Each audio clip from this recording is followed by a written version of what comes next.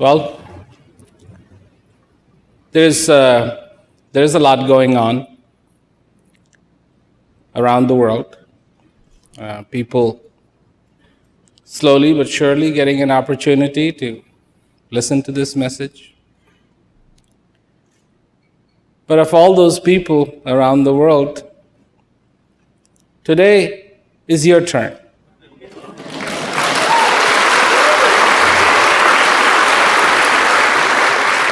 And you don't have to watch a video. You can hear this in person.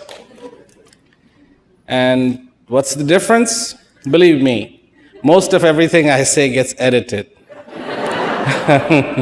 So what you get is very small amount of edited stuff. Because I'm here to talk to you, each one of you. Whether you have knowledge, whether you're aspiring to receive knowledge. This life, this time that we have. And for somebody to come along and point to the preciousness of that, the importanceness of that. Because that just doesn't exist. You know, we live in a world that's very, very different.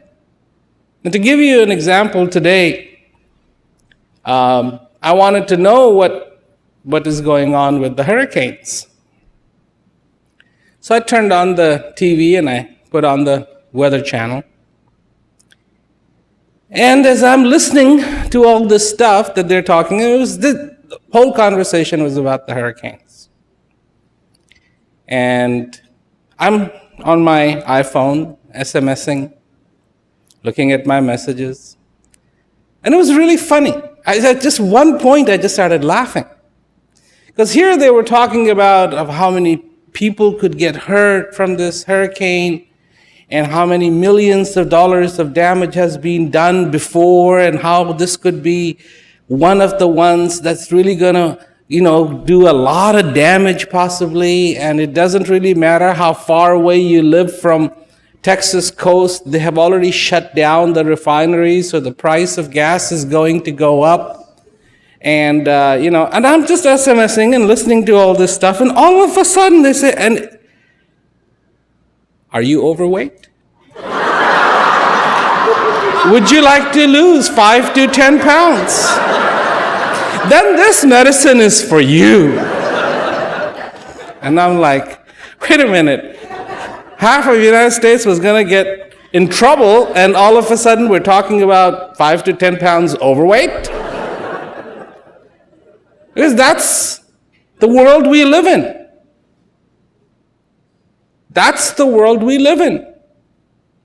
What is reality and what is not has become an incredibly fine line. So fine that it is almost indistinguishable. Long time ago, somebody said, "As far as your eyes can see, consider it to be an illusion."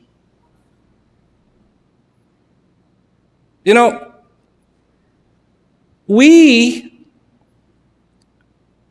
in our little world, have made compartments for everything. So when we hear a deep thing like this, we don't really want to act on it. Because the consequences of that would be amazing. I mean, you'd come out of your garage and you go, "My house is an illusion." You look at your wife and you're an illusion, honey. You look at your kids, you're an illusion. You'd walk over to your car and you say, "That's an illusion." I mean, you would be almost paralyzed. Wait a minute. As far as the eye can see, it's all an illusion. Then God forbid I see myself in a mirror, then I'm an illusion. He's trying to turn on the light. This is an illusion. Everybody was wondering, what are you up to? See him sneak in there. So, we have compartments. And we say, well, this is one of those deep thoughts. Some saint said it, and wow, it's incredible. And then we move along. We are on our way. Because we don't really want to change.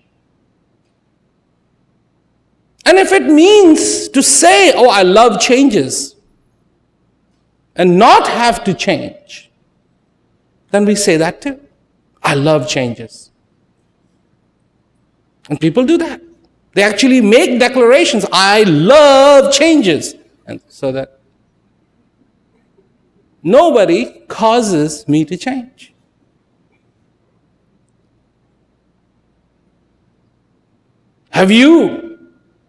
Do you have peace in your life? Yes.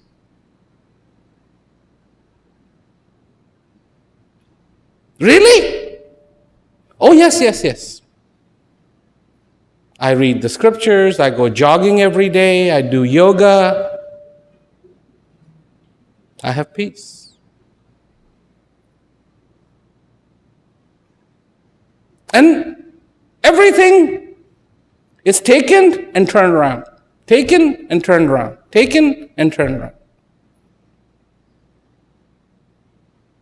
So when somebody says, everything you see is an illusion, we go, wow, what an incredible deep thought. Very spiritual. I feel awakened already. Now where's Dairy Queen?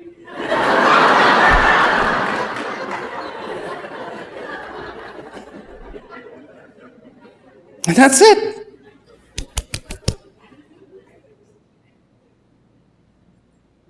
It's true. And if you happen to see yourself in that mirror and you say, gee, I'm an illusion too, it's true.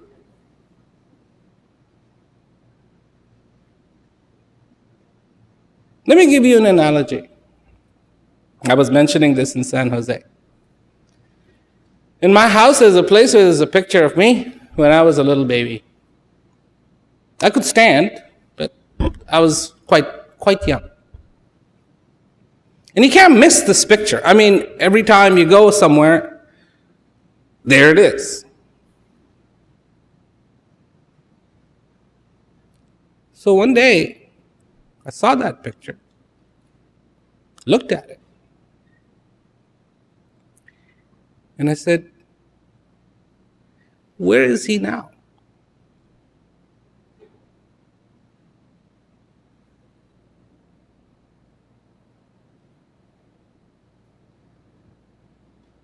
Where is he now?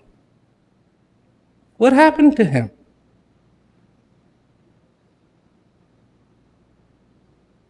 Somebody might say, well, he's still alive. It's you. All right, we'll take a picture of me and put it right next to it, and you will see it doesn't look anything like me. There I have curly hair. I've got this toy in my hand. I look completely different. But I remember, vaguely, that picture being taken.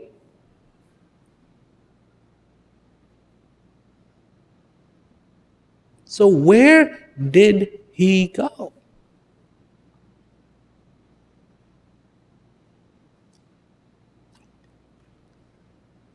Was I real when that picture was taken?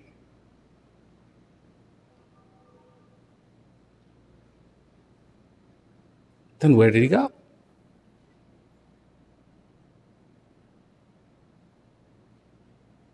Isn't that what illusion is about? You see it, and then it's gone. And you don't know where it went. Because you could look for the whole world, through the whole world, for this baby boy, and you won't find this baby boy anywhere.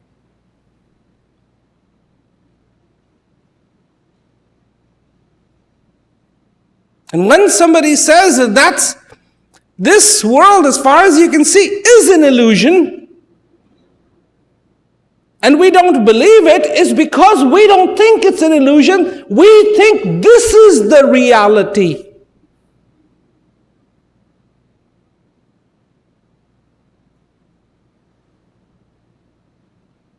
Just like the Egyptians thought, those pyramids, and that everything that they were doing was going to take them to immortality. Not true. Still hanging around at the Cairo Museum. And when I was there, here I am. And the first time I went to Cairo. So I go and I'm only there for a short stop. I'm on my way to South Africa. And so I stopped in Egypt. And then the next day I was going to fly. It's actually an interesting route. You basically follow the Nile. And the airway just goes right over it. And go all the way down. So I decided, well, here I am in Cairo. I've heard a lot about these pyramids. I may as well go see them. So I went to see him. And what do I see? There was a kid, must have been 9, 10 years old, standing at the edge of the pyramid taking a leak. At the pyramid.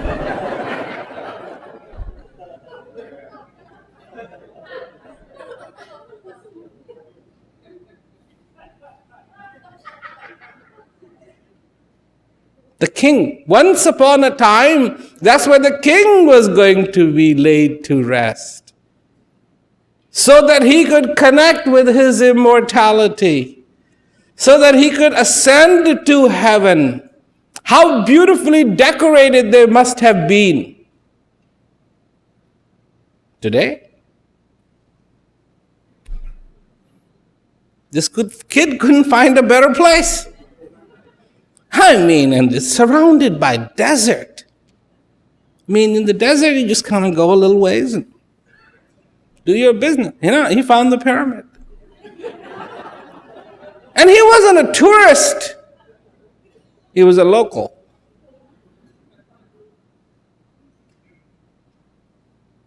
So, why am I talking to you about illusion and reality? Does it matter?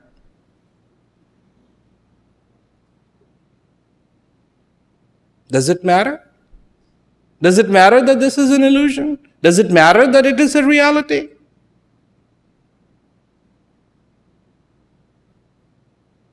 Yes, it does. Why does it matter? Because I see myself in relation to all those things that I am surrounded by. If I didn't see them, if I didn't see any relationship between those things and me, not a problem. But I'm caught where I see that relationship. There's a story. There was a king. I'll abbreviate this. It's an Indian story. They can go on for a long time, so I'll really abbreviate this. So there's this king, and he's dreaming. Good king, and he's dreaming. He's dreaming that he's lost his kingdom. He's dreaming that he's been defeated. He's dreaming that he's running into the jungle. He's dreaming that he's really hungry. The jungle is cold and wet. He comes across this hut. He knocks at the door and he says, "Do you have anything to eat?" And an old lady says, "I don't have anything to eat, but I have some rice and I have some lentils. I'll give it to you. Maybe you can cook it and satisfy your hunger." So he gathers the wood. The wood is all wet. He gathers the wood, he lights a fire, the smoke is running into his eyes. I mean, it's a mess. Finally, he gets enough of fire going, he puts the pot on, he puts a little bit of the lentils, put a little bit of rice, boils it together, and it's too hot for him to eat, so he takes a leaf, a big leaf, and puts it on the leaf to cool down. In the meanwhile, while he's waiting for it to cool down, two bulls come fighting and take what he has made and plow it into the dirt. In this desperation, the king begins to weep. And he weeps, and he weeps, and he weeps, and the tears rolling down his eyes wake him up.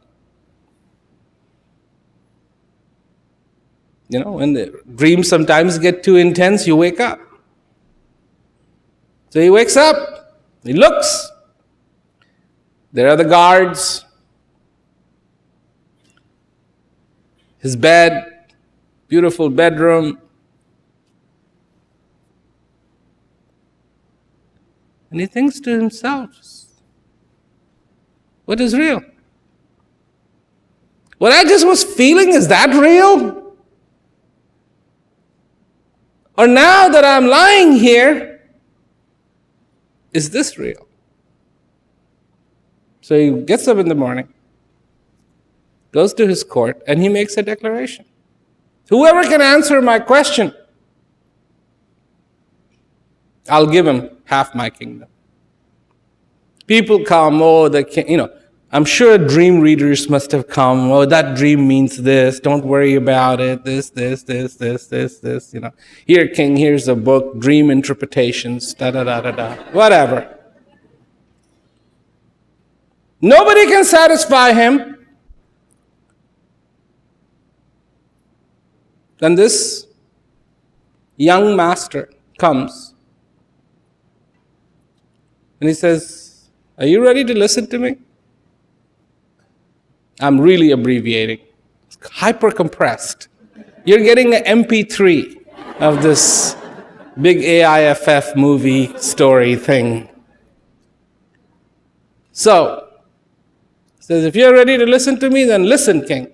Let me tell you.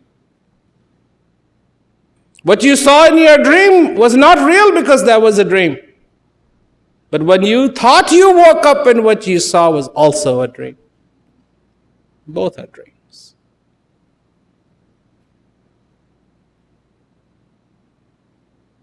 That's the point of it. That all that we consider to be real is not. Then we have those who we feel we relate to and we call our relatives, relations. Then we have those who are the loved ones. We love them. Are these real?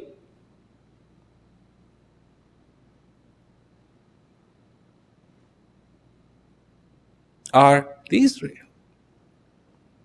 Are these relations real?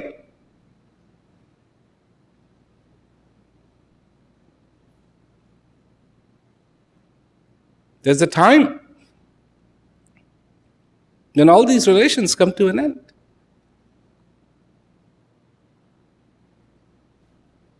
So it is. So it is. The loved ones, there's a time when no longer can they reciprocate that love. So why am I talking to you about relations and love and all that good stuff? My point is that if you're going to have relations, have a relationship with something inside of you too. And if you're going to have loved ones, then find the love that is inside of you too, because this is the one that transcends the limitations of this world.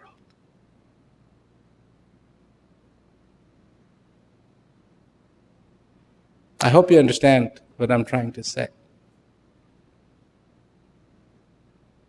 You go to somebody's house, you go to have dinner.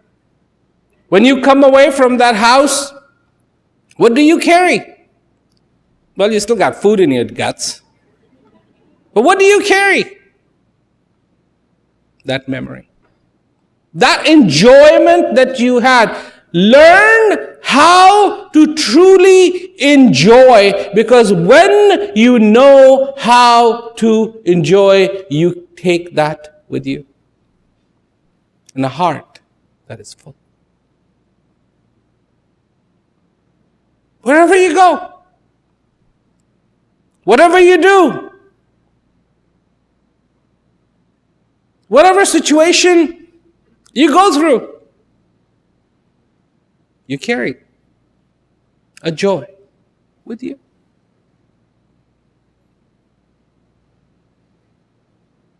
But if you have not understood and included the true self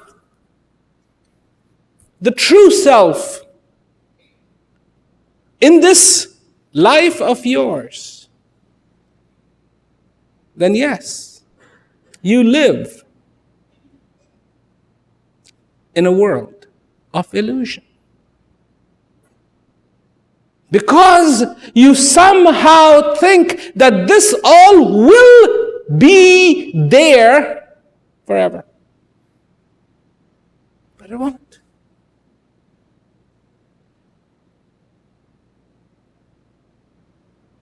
One day, I wasn't. Today I am. One day I won't be. Illusion. What an incredible illusion.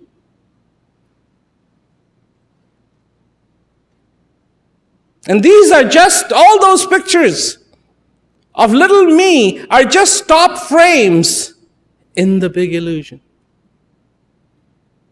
Tied all together, and it will be one lifetime. Lifetime. Some say it goes by too quickly, and this is a hard one to relate. It depends how old you are. If you're young, oh no, oh my God, a year? I have to wait a whole day? A year seems like a century. A day feels like, oh my God, a whole day? Then when you get older and older and older, because it's all about perceptions. How you perceive what you perceive. How you see things. Learn to see the real in you. There is something real in you. There is something beautiful in you. If you have to be mesmerized by the beauty, then be mesmerized by the beauty that is the beauty within you. That's what adoration is for, to adore. To adore that simplicity inside of you. If you have to understand, then understand yourself, the self.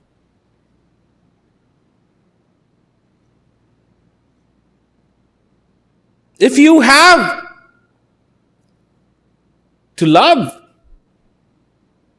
then love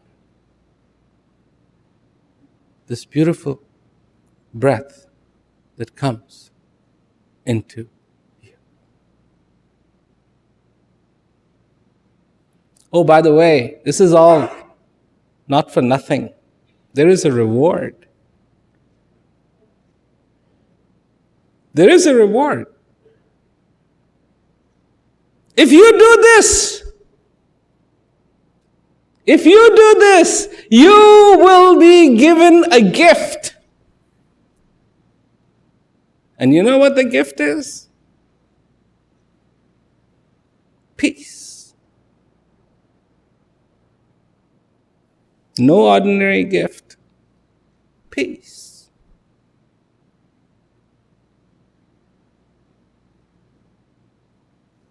Joy. No ordinary gift. Joy. Love.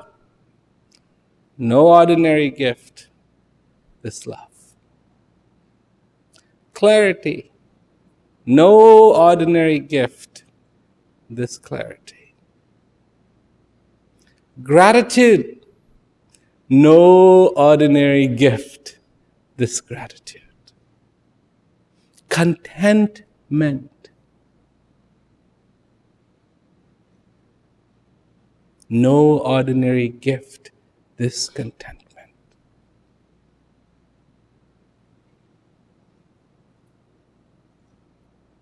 Does that entice you?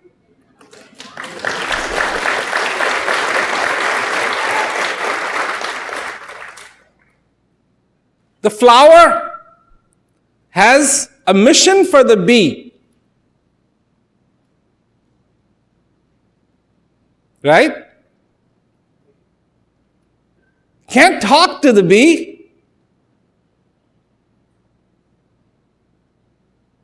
But the flower does two things. One, entices the bee visually by looking really pretty for the bee. Advertising, food here. And the second, holding nectar for the little bee.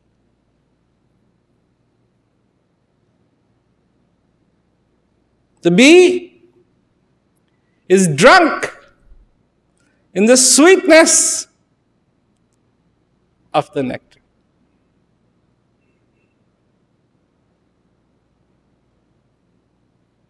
The bee is drunk. The flower has done what the flower called the bee for, put a little dab of pollen. The bee is covered with this stuff. Doesn't care. So addicted. So addicted.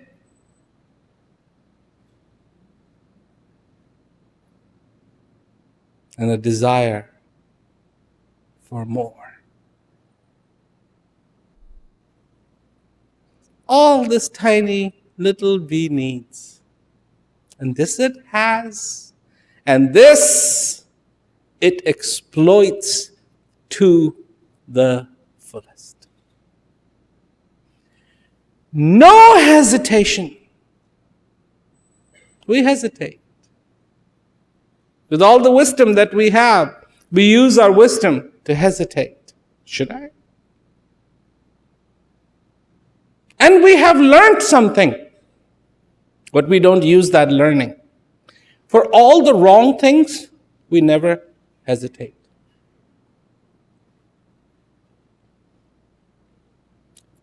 The record is almost perfect.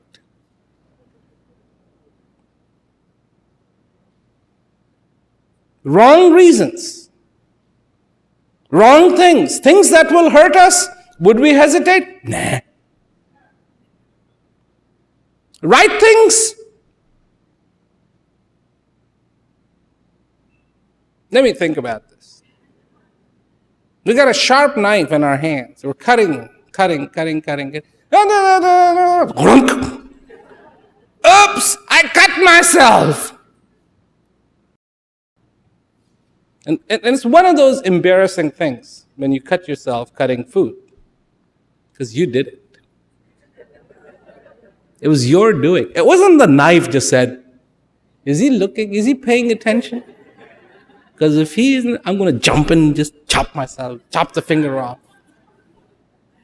It wasn't the onion said, okay, I'm going to slip now. I'm going to cut him out. It was you who did it.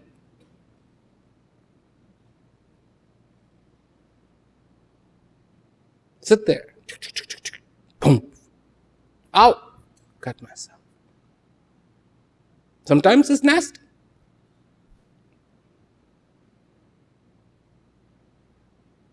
But for the good things, we hesitate. We question.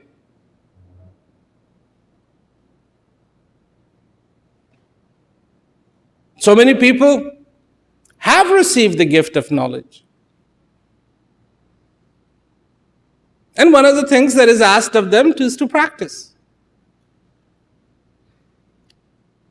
And is there a hesitation? You bet.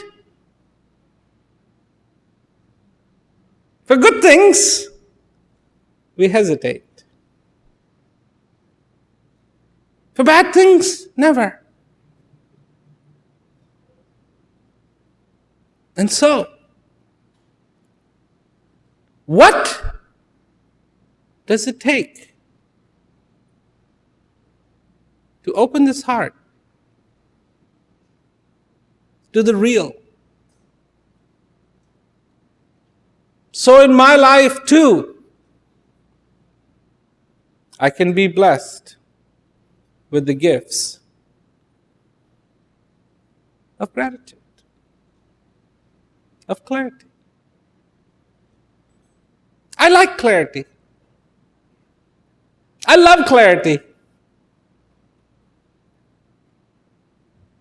1 second of clarity I know can save me decades of trouble. That's how powerful clarity is.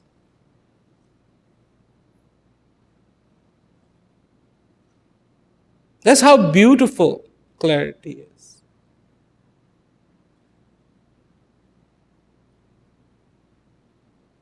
I want to receive in my life the gifts of understanding because it saves me so many questions. There is something in me that loves to wallow in questions. I don't care if I get an answer or not. I just love to wallow in questions. Question, question, question, question, question, question. And then there's something in me that wants to be content. Understand. They're people. That's all they do. They question everything. Is there a God? And let me answer that. For the thing that asked, is there a God? No.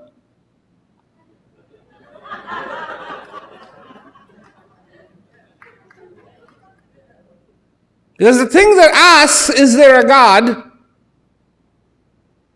will try to define the undefinable. Who is asking the question? The other day I was asked this question. What is the basis of knowledge? None. Because it puts you in touch with something that also doesn't have a basis.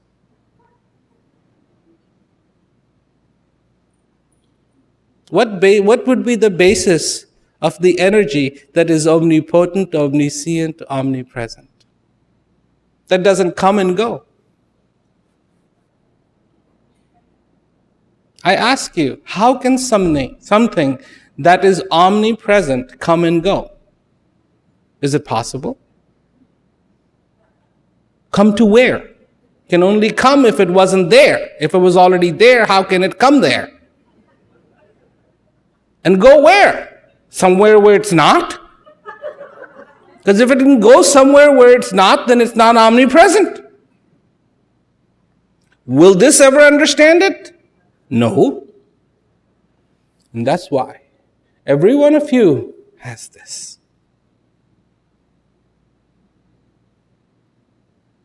a heart, a place inside of you where there's the feeling of wanting to be content, of wanting to be happy, of being appreciative of being happy. It doesn't happen here. This immediately says, oh, I hope we can do it again. And then when it happens again, it wasn't as good as the last time. We got to make it better.